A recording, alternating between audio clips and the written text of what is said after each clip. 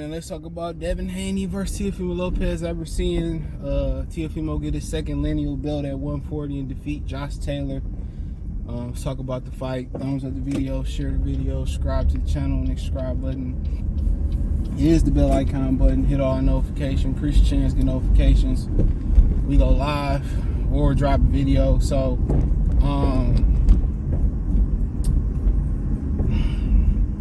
it's a good fight. I think if Devin go right to 140 and don't take a tune up, or if I can't really say unless I see him. I just say right now it's 50-50. I told y'all that the Taylor Lopez fight was 50-50. I just had a hunch that Lopez was gonna win. I kind of know how Vegas work, but I just like, you know what, I'm gonna trust Josh Taylor and his championship ability. And one thing about the guys moving up from 35, if it's Tank, if it's T.O., if it's going to be Devin, they're naturally going to be more athletic than the bigger, rugged guys up there. You know, they're going to naturally be more athletic and they're more skilled than those guys are. And usually that tends what happen in boxing is the smaller guys moving up, they claim the fame, or they biggest ability is moving up and beating bigger guys is they speed and they IQ and their skill set. That's how you beat bigger guys. And T.O. just boxed Josh Taylor. I mean, Catterall, you know, he should have did the same thing, to be honest. But he should have stepped it up and got the knockout. But Catterall went to his backyard, I believe. So, but yeah, that's the name of the game. They're going to be more skillful than everybody else. The question is, can they take the punch of those bigger, rougher guys, or do they got enough boxing skill, enough power to keep the bigger, rougher guys off of them? That's the question. And T.O. was able to take the power and able to have enough power being his third fight at 140. And I seen adjustments at his first fight at 140, his second fight at 140. I seen adjustments with their weight. When he first moved up, he was too bulky. The second time, he looked a lot better physically. This time, I mean, he looked as good as the second time. The difference was he chose to box other than be the aggressor. He not really good at just being walking guys down and knocking them out. And he got addicted to that because in the pros, it's more of a puncher's game with the 8-ounce gloves and 10-12 rounds than the amateurs. So he had a nice mixture of boxing and planting. Now the question is, I think Haney gonna move up pretty well with Victor Connie. He'll be good. The question is, can he put that additional strength in his legs? That's the $1 million question. And if he can, it's gonna be about, can T.O. catch Devin Haney? Because he can't outbox him. It's just, can he counter and catching him? And I think he can, to be honest. I think he can. But if Devin got more stability in his legs from moving up in weight, it might be a little bit more harder to catch him with 1 or 2 shots. T.O. got to start throwing 3 and 4 shots, but his feet so bad, it don't allow it. His feet don't allow him to get to 3 and 4 shots. His balance is not that good. His balance is kind of like, it's not bad, but it's not great. His balance is set up for 1 or 2 shots, you can tell.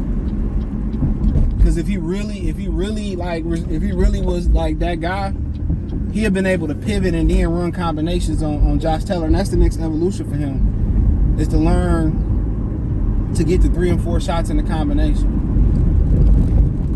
That's the next step in evolution for him. But if not, Devin Haney length gonna be a problem, and it depends on how Devin Haney move up. That's what it's gonna depend on, how he move up in weight.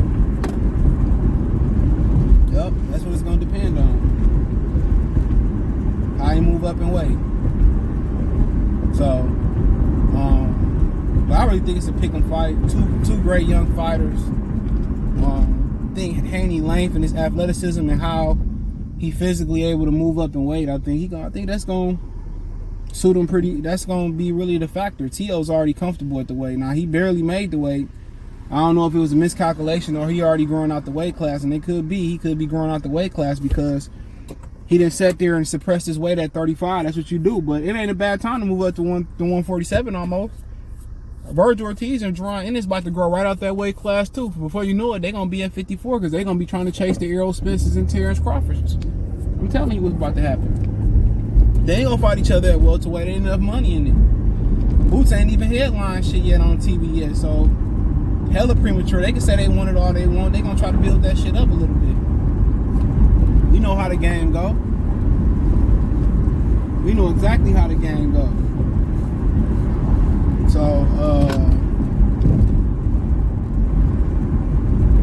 but that's what the game gonna be. And then, you know, also, can Devin Haney keep Teo off of him?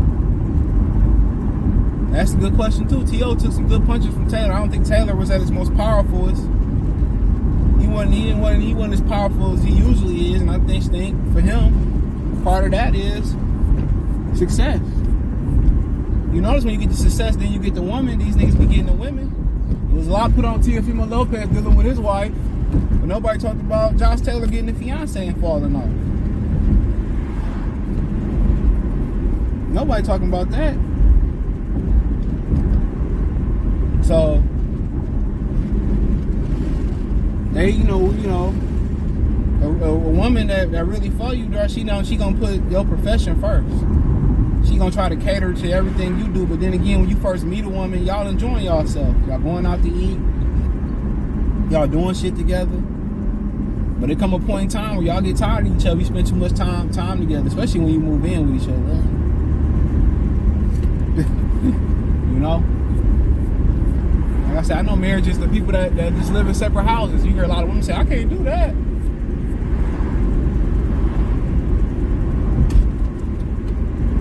A lot of times people be needing their own space. Shit, let's call it what it is.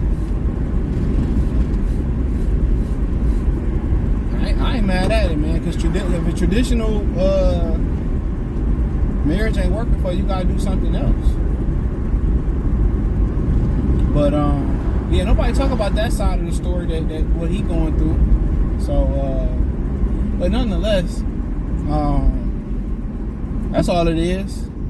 I think Devin Haney got more questions than Teo going into this fight, but Teo got a few questions too. Can he catch him? Can he consistently catch him? Because because he not great on the front foot. What he was doing versus Josh Taylor was posturing last night. If he make Devin Haney come towards him and set a trap, that's his best bet. But he on the front foot and he can't catch Devin Haney, and then he don't do enough body work neither, bro. And versus Devin Haney, he gonna need to do some body work. So I think it's a pick'em fight. And I'm starting to look at a lot of these different dudes that they fighting at 100 and at 40. A lot different dudes. I told y'all, a lot of these dudes are rugged. A lot of them dudes are rugged. They're not skilled. They rugged. And I'm starting to believe now that some of them 35-pounders coming up might be too skilled for them. Especially with them adding the weight and they can take the punch. But the only bad thing about the guys from 35 coming to 40, they gonna outgrow 40 real quick. They gonna be at welterweight before you know it. Because you depriving your body of nutrients and you suppressing your weight for so long. We go to 40, say I feel good, before you know it, you ain't gonna be able to make 40 no more. You're gonna be a full-fledged 47-pounder. But 140, man, that ain't even a real weight class. It's just a pit stop. That's all it really is. You ain't supposed to make a career at 140. That's why a lot of people lost some respect for Costa Zoo. That's why a lot of people lost a lot of respect for Costa Zoo. Because he never wanted to move up and be great at 147 pounds. But hey, everybody got to know their limitations. It was a little bit different for Hagler because that's an original weight class at 60. And a lot of guys came through there. You know, and 68 was looked at as a European class, and he wasn't about to make no jump to 75. Them guys were just too big. But Haney and Lopez is a good fight. Next, you know, or Devin Haney gonna want to fight Paro. Lomachenko got to fight Paro. It's mandatory. Or Devin want to get in there with Leon Paro as a tune-up, and then become the mandatory for Teofimo Lopez. But Teo he don't want to fight Devin Haney though, because he know he can't outbox him. He gonna have to get on the front foot and catch him. He knows his limitations, bro.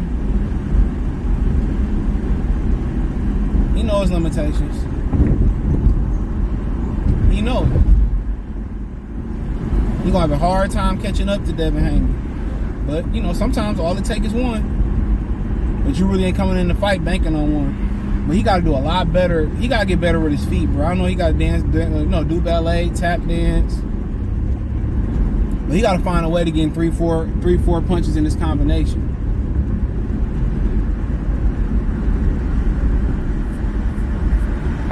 Yeah, he got to find a way to get in 3-4 punches in this combination. So, and when he figured that out, I think he'd be all right. So, we'll have to wait and see.